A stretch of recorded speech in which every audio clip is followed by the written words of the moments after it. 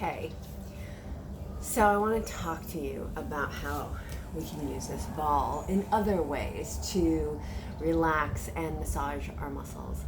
Have you ever been walking a lot or hiking, or you've had a knee injury or any kind of injury to like the lower body, and your walk has changed, even if that's with your ankle or your foot, your knees, your walk changes. And so then it puts pressure on all the hip muscles as you're walking.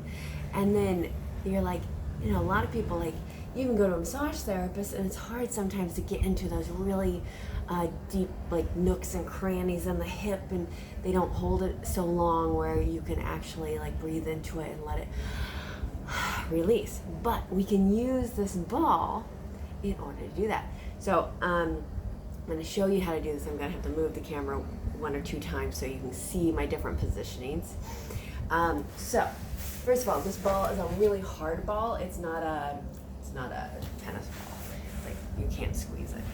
So you want to get on a yoga mat. This is actually a thicker one, and you want to put it right where the hip is now. So right now my toes are taking some of the weight, and I'm just gently rolling back and forth. Now I'm taking this leg out to the side here, and so that's actually taking the weight off the ball and allowing me to put as much weight on my hip as I want. I can even turn my body if I want it on the outside of my hip, which is really sore right now because I actually didn't warm up that aspect of my hip before doing that. And I was like, I could find the sensitive part and go, pause, give it just a little bit more weight, and it's releasing. See, the thing is with muscles and massage, you want to gently do a medium pressure, and then you want to pause at a sensitive place. So I just found another sensitive spot. You want to find those sensitive spots and let the ball gradually go in to those areas. So that's on the outside of the hip. Now, there's those muscles in the front. Oh my gosh, right there. And so you can see that I'm laying flat on.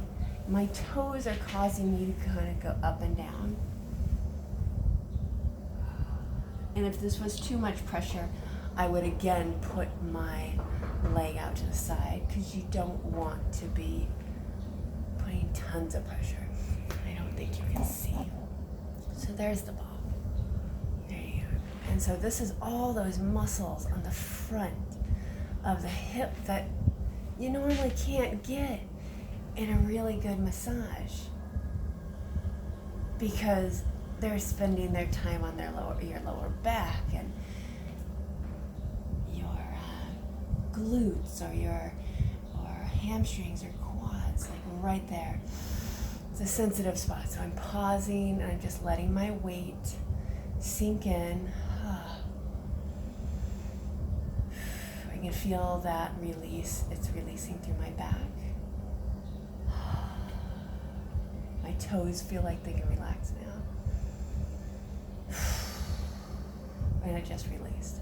So some key things for you to know about here is that you want to make sure, how it bounces.